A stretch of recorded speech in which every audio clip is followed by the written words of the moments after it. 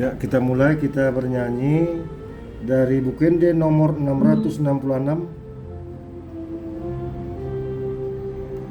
Ya.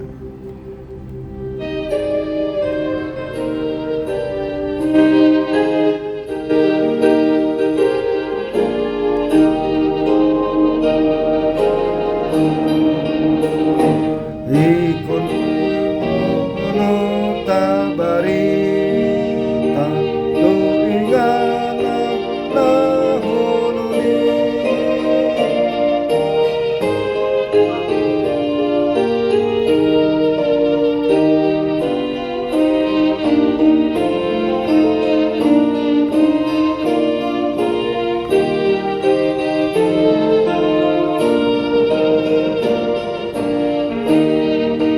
Hati uron mengasah tunang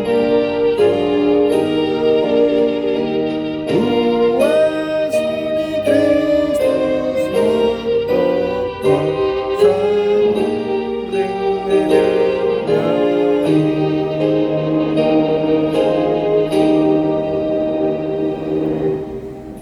Ya, kita berdoa. Bapa kami di sorga, kami kembali bertemu, berjumpa di dalam belajar CD kami dari Pospel Moro dan Sambu Guntung. Biarlah setiap kami berjumpa, belajar CD kami bertambah-tambah iman percaya kami, pengetahuan kami tentang firman dan kebenaran Tuhan Yesus. Datanglah Engkau ya Tuhan melalui Roh-Mu yang kudus. Dalam nama Tuhan Yesus kami berdoa. Amin. Ya, terima kasih untuk kita. Kita kembali belajar CD.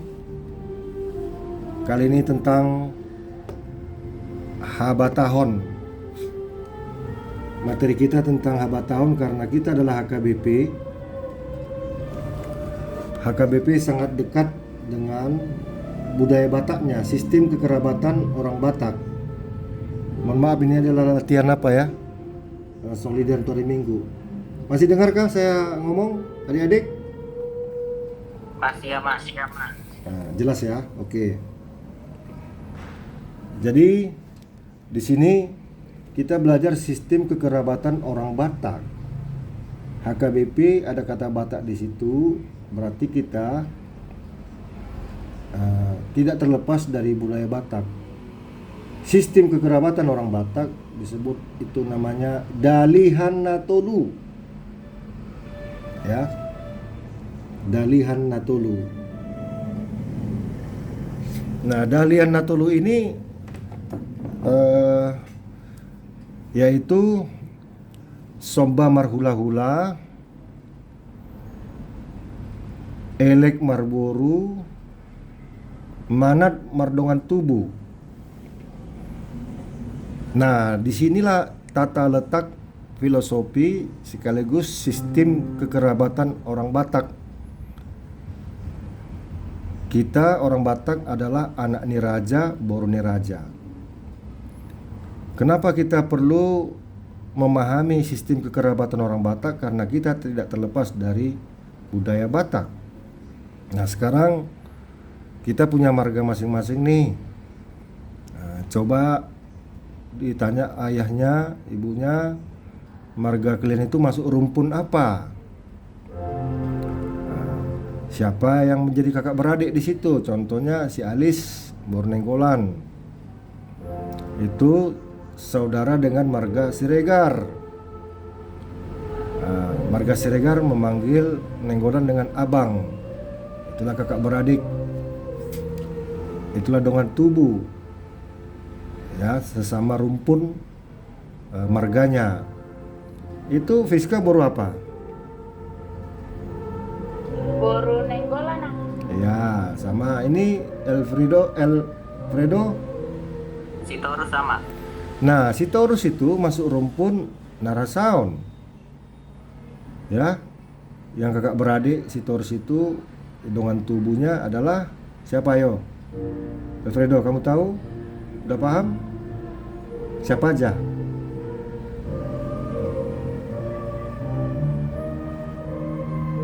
Itu harus kamu tanya. Pak, Sitorus tuh masuk rumpun apa yang satu marga? Yang kakak beradik. Sitorus itu rumpunnya juga bagian dari marga Sirait, Butar-Butar. Nah, ya. Ada lagi. Ya, itu bagian daripada itu yaitu marga Manurung. Ya, Naira Saon, Sitorus, Sirait, Butar-Butar,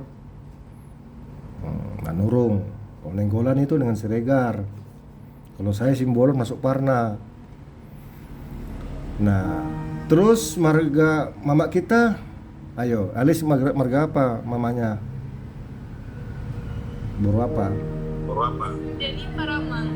Nah, Sianipar tuh masuk rumpun apa? Tuan di Bagarna. Sianipar, Siagian, Panjaitan. Ayo, siapa lagi?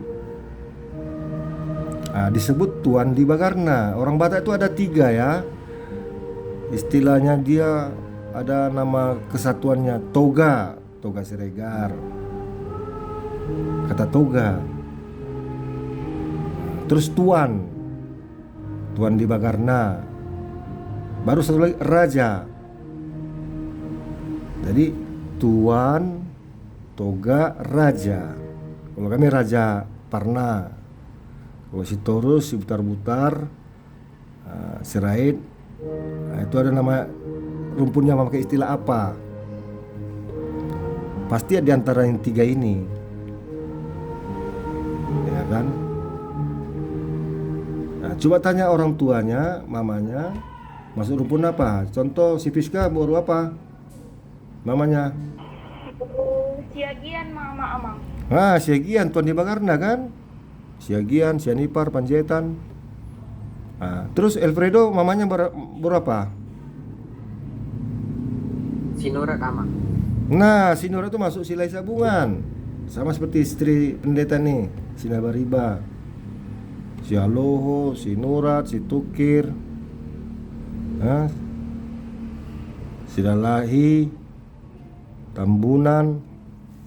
Kamu harus hafal, kalian harus paham. Ada lagi tuh, ada 9 turpuk namanya istilah di Raja. Itulah kan, pakai istilah Raja Silai Sabungan. Kalau Siregar, Toga Siregar. Nah, kalau Siagian, Sianipar, Panjaitan, Tuan di Bagarna. Ada kata tuannya di depannya sebelum nama rumpun itu. Nah, itulah. Nah, inilah sistem kekerabatan orang Batak. Manat berdongan tubuh. Sama-sama kita baca dulu. Manat berdongan tubuh. Manat mardongan tubuh. Manat madongan tubuh. Nah, Fiska, manat mardongan tubuh. Manat mardongan tubuh. Ya, Alis. Manat mardongan tubuh. Iya. Soba marhula-hula. Sama-sama ucapkan dulu. Soba marhula-hula. Somba Ya. Satu lagi terakhir. Elek marboru. Elek elek magulu. Ya. Jadi mana berdongan tubuh ini harus harmonis hubungan kakak beradik. Si abangan sampai si adean.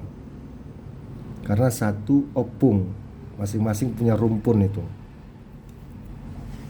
Kalau kami Parna Raja Nembaton, ada kata rajanya kan. Tadi Siagian Sianipar itu ada namanya Tuan. Nah, kalau si Torus, Sirait, Butar-Butar Raja Narasaon. Ya kan? Kalau Siregar Toga. Itu hebatnya orang Batak, masing-masing punya nama gelar besar rumpun itu. Kita anak Niraja, Boru Niraja. Kalau dia perempuan, Boru Niraja. Fiska, Alis, Boru Niraja. Tapi kalau sudah menikah nanti Inata Soripada. Kalau udah menikah nanti Alfredo, Amata Raja. Nah, itulah istilah-istilah itu perlu. Lalu penyebutan, pemanggilan kepada sistem kekerabatan orang Batak ini. Contohnya, nanti ini PR kalian ya, tugas lah ya. Coba tanya orang tua, tuliskan di kertas kalian, ya, minimal 3 atau sampai 5 silsilah pertalian di atasnya orang tua kita, ya. Orang tua ayah kita, orang tuanya ayah kita di atas 1, udah. Kita 2 ini kalian. Jadi dari dasar dulu, dari kita, baru di atasnya orang tua kita, ayahnya orang tua kita, ayahnya ayah kita. Terus di atasnya lagi yang ketiga, ayahnya ayahnya kita lagi di atas gitu. Kalian manggil apa? Itu perlu paham silsilah ya, coba tanya. Jadi 3 tingkat di atas ayah kita, coba tanya. Silsilah itu harus tahu, harus paham.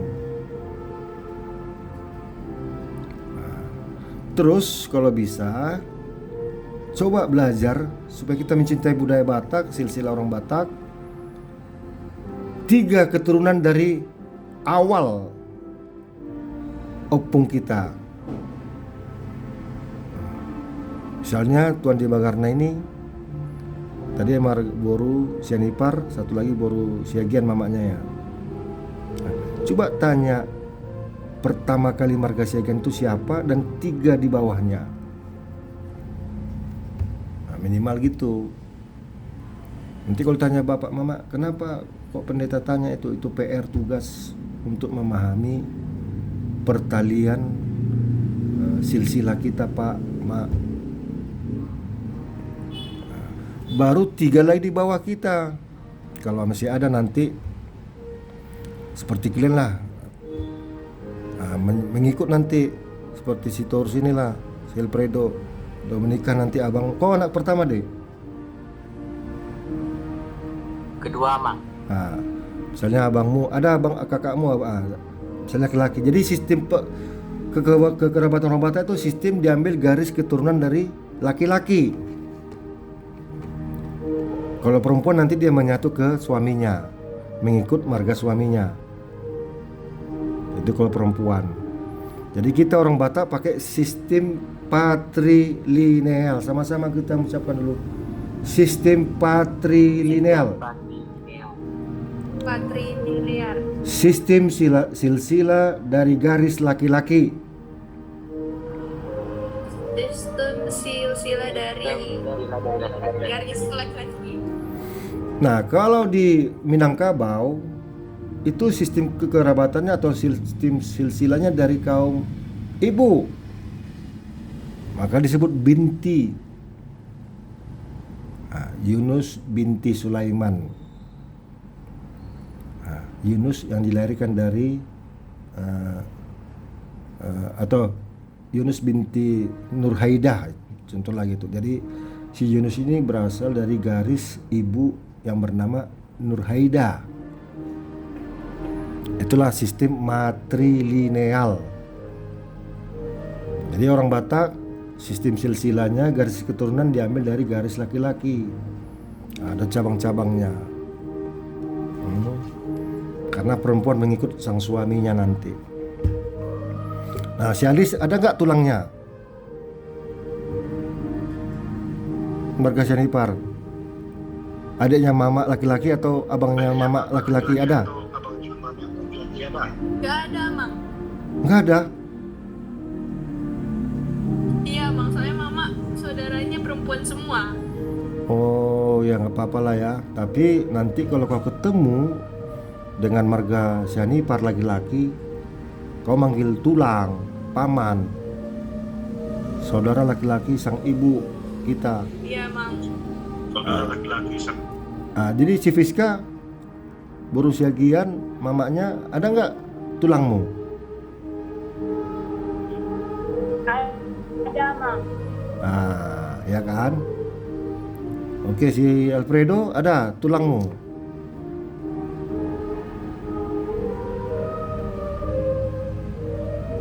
Ada, Mang.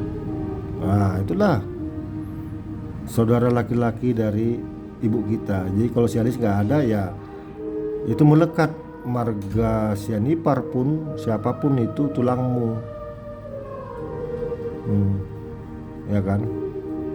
Nah, siapakah yang melahirkan? Ini PR kalian ya. Siapa yang melahirkan bapak kalian? Nah, tanya itu nanti. Siapa yang melahirkan ibu kalian? Boru apa? Boru Jawa kah atau boru Batak? Kalau boru Batak marga apa? Manggil apa? Kalian tanya sama manggil apa.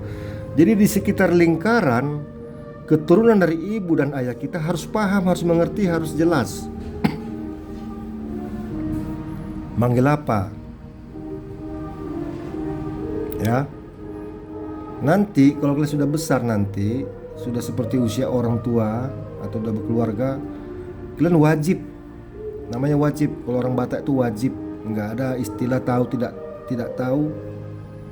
Wajib harus tahu, karena kita diikat oleh darah silsilah. Sama seperti Yesus, ada darah silsilahnya di Alkitab itu, di Matius pasal 1. Sangat jelas, jadi tidak mengada-ada. Ya, seperti Tuhan Yesus ini kan orang Yahudi, mereka juga punya marga, 12 marga orang ini. Inilah silsilah Yesus Kristus, anak Daud, anak Abraham. Mulai dari Abraham, Abraham memperanakan Ishak, Ishak memperanakan Yakub, dan seterusnya sampai ayat 16. Matius 1 ayat 16, Yakub memperanakan Yusuf, suami Maria, yang melahirkan Yesus yang disebut Kristus. Jadi seluruhnya ada 14 keturunan dari Abraham sampai Daud, 14 ya. Nah, terus 14 keturunan dari Daud sampai pembuangan ke Babel, 14. Berarti berapa? 28 kan? Dan 14 keturunan dari pembuangan ke Babel sampai kepada Yesus lahir. 14 kali 3 berapa itu? Ayo, 14 kali 3 42, Mang. 42. Daftar silsilah. Ya kan?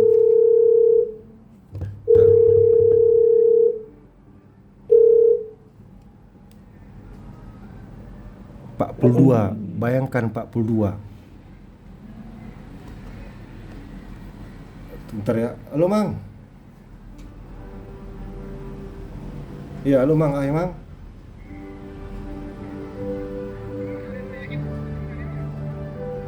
Itu dia teh. Tetangga tahun. Ayo ada tokenain yang PHD, tokenain yang jampi itu. Aku lagi pas mengajar perguru Malua nih via Zoom, Moro Guntung. Abang maju tuh sih.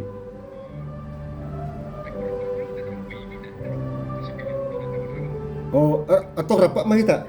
Di dia Bang Noeng. Jam 3 mah kita.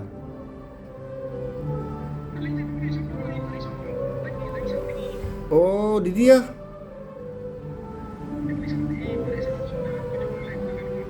Oh. Maaf ada telepon tadi. Nah, itu tadi 42. Kita bisa bayangkan. Jadi kalian nomor berapa dari marga Bapak? Kalau di zaman Yesus, satu generasi satu keturunan itu kan tadi 42 kan. Zaman dulu kan yang umurnya ada sampai 90 tahun ya kan. Seperti Abraham ketika berumur 80 sampai 90 tahun baru punya anak Ishak. Nah, beda dengan sekarang. Si Sarah kan dulu sempat mandul tapi bisa melahirkan oleh kuasa Tuhan. Nah, coba tanya ya PR kalian ini generasi nomor berapa? Harus tahu dasar silsilah kalian tuh nomor berapa. Pak, kita marga Nenggolan nomor berapa, Pak? Coba tanya, mulai-mulai coba tanya dikit-dikit. Nah, nanti Bapak senang ditanya-tanya ke mengenai budaya Batak, ini akan dijelaskan. Nah, Bapak ini ada sekian berkakak beradik, ini ya Bapak udamu, ini Bapak tuamu. Nah, kita ini nak generasi kesekian, jadi kalian tuh masuk generasi kesekian nantinya. Kalau sudah berkeluarga, anak kalian tuh generasi sekian. Kita dari yang bernama Opung ini cabang kita. Namanya orang Batak. Kita cinta budaya Batak, banggalah jadi orang Batak. Punya silsilah yang jelas dan kita pahami. Kita bangga jadi orang Batak, punya filosofi yang luar biasa. Sistem kekerabatan yang saling menghargai. Ya kan? Waktu kita tinggal 15 menit lagi. Nah itu materi kita belajar sini tidak hanya belajar iman ya, ini benar budaya Batak perlu kalian pahami. Kapan waktu bisa menyerap budaya Batak, pemahaman tentang adat istiadat Batak dari orang tua. Nah, gereja mengingatkan kembali melalui belajar CD ini supaya kita jangan lupa dengan budaya kita. Supaya kita jangan lupa ya dengan adat istiadat kita. Itu. Nah, Alis berapa kakak beradik? 3 beradik emang. Laki-laki berapa? 1 emang. 1. Nah, jadi nanti kalau kau menikah punya anak, anakmu itu manggil saudara laki-laki itu tulang. Lalu saudara laki-lakimu manggil anakmu paraman. Apa? Maksudnya manggil apa? Cara memanggil itu harus tahu juga. Saudara laki-lakimu itu udah berkeluarga, kamu juga udah berkeluarga. Ya. Itu namanya nanti punya anak masing-masing. Anak perempuan dari saudara laki-lakimu itu adalah bisa jadi pariban, bisa calon menantu dari anakmu Alis yang laki-laki nantinya, marboru tulang. Nah, itulah hebatnya orang Batak. Ya. Nah, itu sistem kekerabatan orang Batak, Dalihan Natolu. Ingat lu, coba sama-sama kita mencoba Dalihan Natolu. Dalihan Natolu. Nah, Dalihan ibaratnya 3 tungku. Ini ada kuali nih. Ya. Itu supaya kuali ini bisa berdiri ada 3. 1 tungku, 2, 3. Ada 3 yang menyangga kuali ini. Posisinya sama dalam arti sama menopang, saling menopang. Nah, kita nanti berada ke 3 posisi ini nantinya. Ya. Contohnya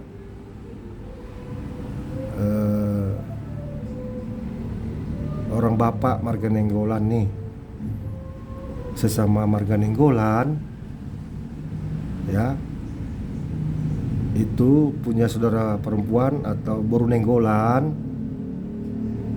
Nah, posisinya hula-hula lah Nenggolan ini. Kalau ada nanti marga, misalnya marga Simbolon kawin sama boru Nenggolan, Simbolon dengan yang istrinya boru Nenggolan ini manggil hula-hula ke marga Nenggolan. Nah, lalu nanti kalau ada kegiatannya Sianipar, marga Sianipar, bapaknya Alis jadi boru, marhula-hula ke Sianipar. Posisinya Sianipar hula-hulanya Nenggolan, Somba marhula-hula. Nah, lalu ada marga Nenggolan seperti saya nih. Contohnya saya Simbolon, istri baru Nenggolan. Lalu ayahmu marga Nenggolan elek Marboru ke saya untuk supaya ada kegiatan-kegiatan hajatan marga Nenggolan. Petugas kegiatan itu pelayan kegiatan itu adalah boru, kamilah yang sibuk masak-memasak, motong-motong, acara adat istiadat. Demikian seterusnya marga Sitorus, marga Nenggolan, marga yang lain-lain ke pihak istri atau pihak mamanya kita masing-masing. Ya kan? Udah jelas ya, itu yang paling sederhana ya, sistem kekerabatan. Coba tanya orang tuamu 3 tingkat di atas, 3 aja. Siapa nama atau gelar bapak kita. Terus di atasnya lagi, di atas satu lagi, 2, baru satunya lagi 3. Situ juga, gitu juga nanti di awal muasal, pertama marga Siagian, pertama marga Sitorus, pertama marga Nenggolan. Opwi, yang pertama sekali marga Nenggolan itu siapa? Apa gelarnya?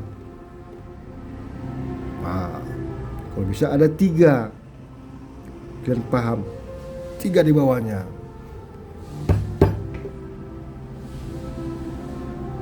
Ya kan?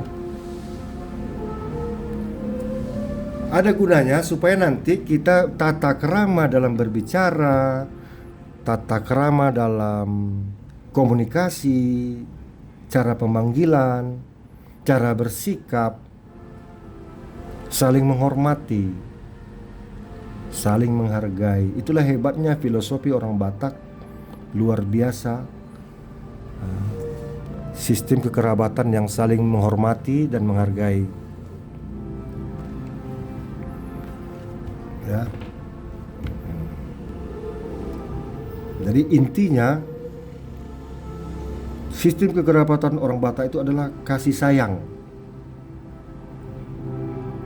Hadir dan selalu ada kasih sayang ini. Tidak boleh berkurang. Bahkan selalu berlapis, ada pengikatnya, Dek.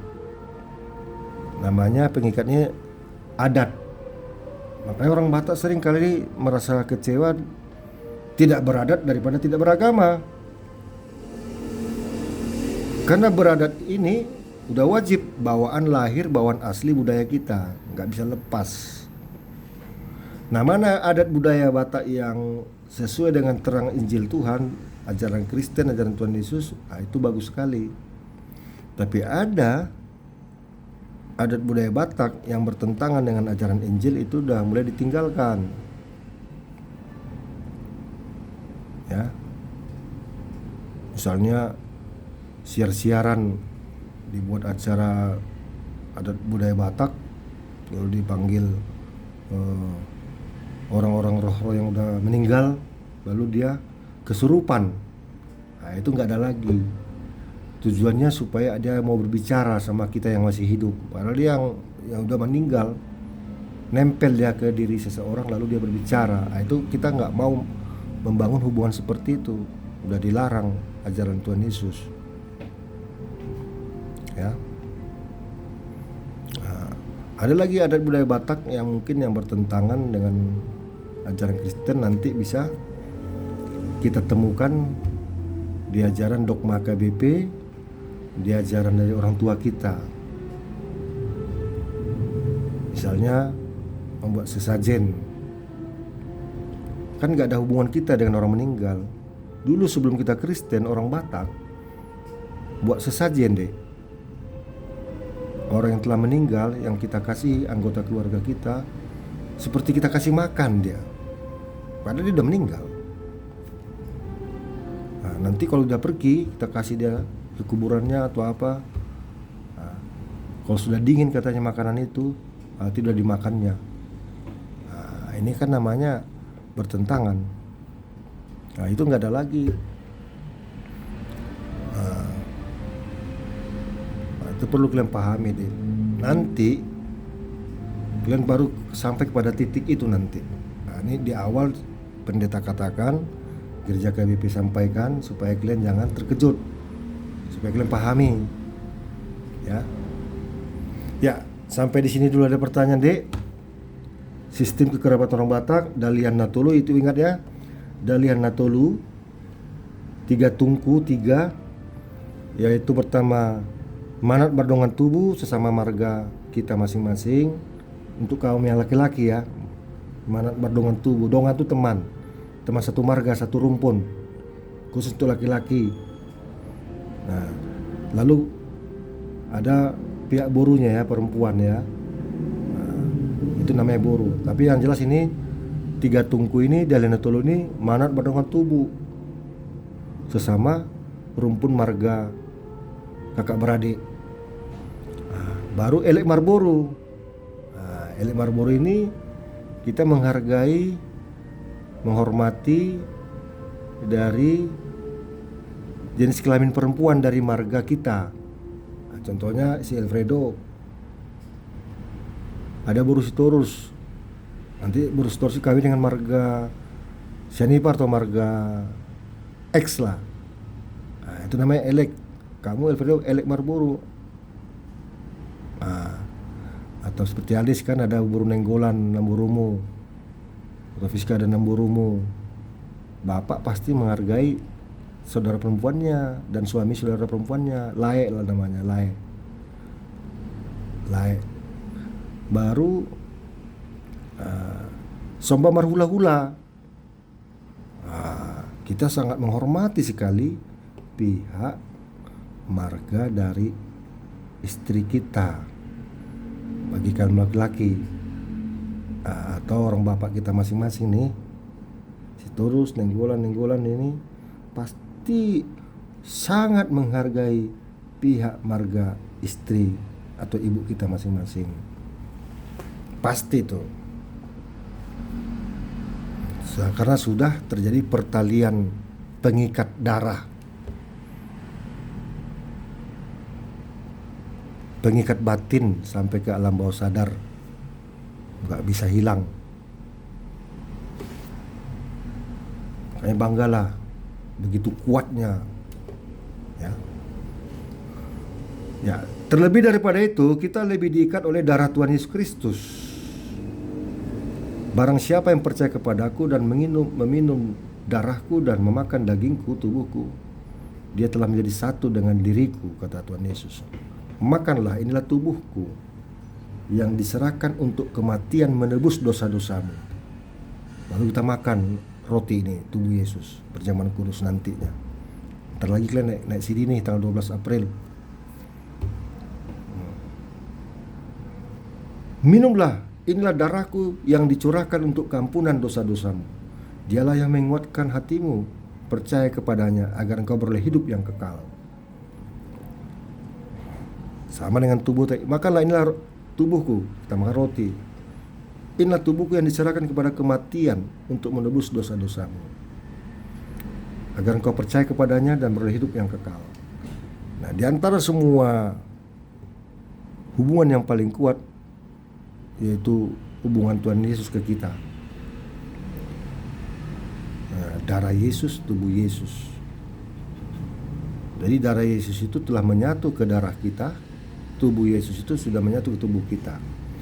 Sama seperti Tuhan menjadi manusia, Tuhan yang suci itu sudah menyatu dengan tubuh kita orang berdosa, untuk supaya kita dibebaskan dari dosa dan kematian, supaya kita ditebus dari dosa dan kematian.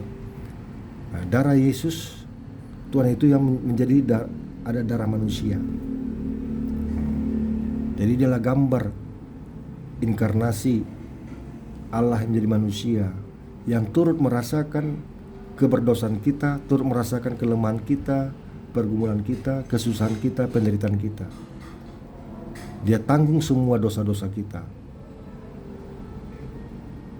Dia mati di kayu salib, namun dia bangkit pada hari ketiga. Jadi kita sudah pernah mati. Kapan kita mati? Ketika Yesus mati, itulah kematian kita yang sejati. Karena kita telah ditebus dengan harga yang mahal, dengan darahnya dan tubuhnya. Nah, hidup yang kita hidupi sekarang ini bukan lagi kita yang hidup, tapi Kristus yang hidup dalam diri kita, karena kita percaya pada Yesus yang telah menebus dosa kita. Nah, kalaupun ada keegoan kita, itu memang kemanusiaan kita. Tapi ketuhanan kita, keilahian kita sudah ada. Sejak kisah penciptaan kita diciptakan seturut dan segambar dengan rupanya. Yang kedua, Yesus Allah menjadi manusia. Wah, luar biasa. Lebih dekat dengan kita, mengakar, membatin, menjiwa. Kuat sekali. Itulah darah Yesus. Nah, sama seperti kita kan, si Alis darahnya sudah mengalir darah sianipar dan darah dengkolan.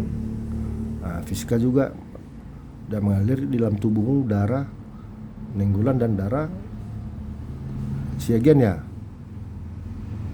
Mamak berapa? Fiska. Baru siagian nama. Ah, si Torus mamak berapa? Sinurat ama. Nah, jadi darah kalian itu sudah kuat sekali. Darah masing-masing dari ayah kita dan ibu kita. Tapi ada yang lebih kuat. Kalau darah ayah dan ibu kita sampai berakhir pada kematian, Dek. Berhenti di situ. Enggak ada lagi. Tapi kalau darah Yesus, tubuh Yesus, berlanjut, bangkit dari kematian. Ya kan, udah ada jaminan. Akulah kebangkitan dan hidup, kata Yesus. Barang siapa yang percaya kepadaku, ia akan hidup walaupun sudah mati. Akulah jalan, kebenaran dan hidup. Tidak ada seorang pun sampai kepada Bapa kalau tidak melalui aku, kata Yesus. Nah, darah kita masing-masing, darah ibu ayah kita berhenti di kematian, Dek. Putus di situ. Kita masih hidup, nanti berkeluarga, punya anak, lalu kita mati, putus di situ.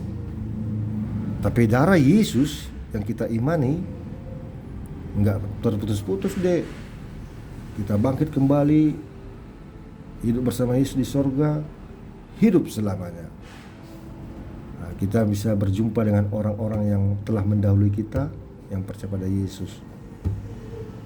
Nah, bahagialah kita kan, senang.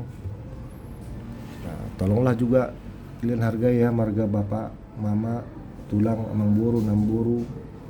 Saat kapan kalian manggil amang buru, manggil tulang, manggil opung, harus kalian paham itu, Dek. Jangan salah bilang, salah menyebut. Nanti dibilang kita Batak Jawa atau Batak Dalle. Tahu Batak Dalle? Batak yang nggak paham kayaknya lapuk, Batak lapuk. Masa marga nggak tahu, masa sistem kekerabatan nggak tahu. Seolah-olah kita nih Batak Dalle. Oke, sampai di sini dulu. Waktu kita sudah habis, mari kita berdoa dipimpin oleh Fiska. Silakan.